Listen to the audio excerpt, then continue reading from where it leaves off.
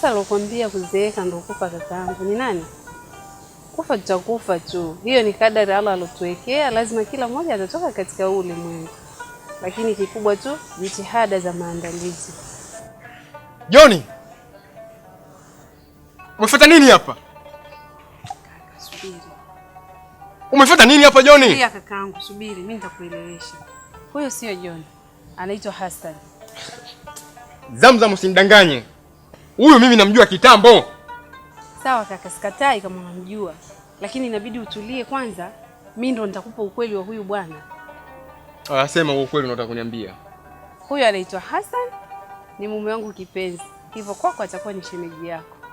Alikuwa Mkristo lakini sasa kaiona nuru, kaingia kwenye Uislamu. Inabidi umpe hongera kwanza ni shemeji yako na kaingia kwenye dini ya Kiislamu.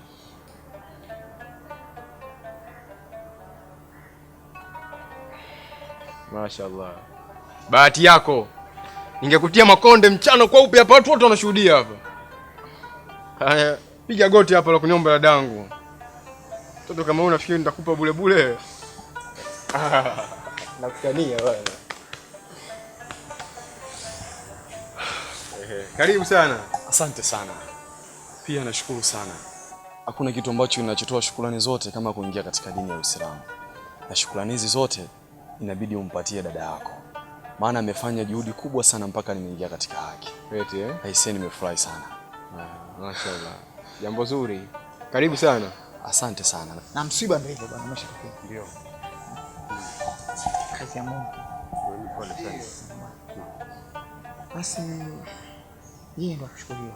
Naam, kushukuriwa. Hakuna mwingine. Hakuna mwingine. Wewe kijana wewe. Hebu njoo uokote hapa. Umeona kwa una adabu wewe?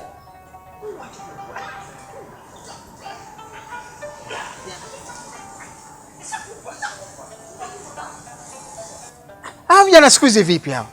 Yaani hana adabu hata kidogo. Mashaallah. Wanawake wema kama nyinyi ndiye mnayefahamu leo katika familia yangu. Wallahi kama ningekuwa na mtoto wa kiume, ningefanya kula hali ya kuoe. Lakini nimeletewa balaa ndani ya nyumba, halina kichwa wala miguu. Binti, mbona unaondoka? Sijaiona sura yako wala kauli yako sijasikia. Uenda wapi? Geuka, funua hiyo nikabu yako aone ukweli anaokatia kila siku. Astaghfirullah, astaghfirullah.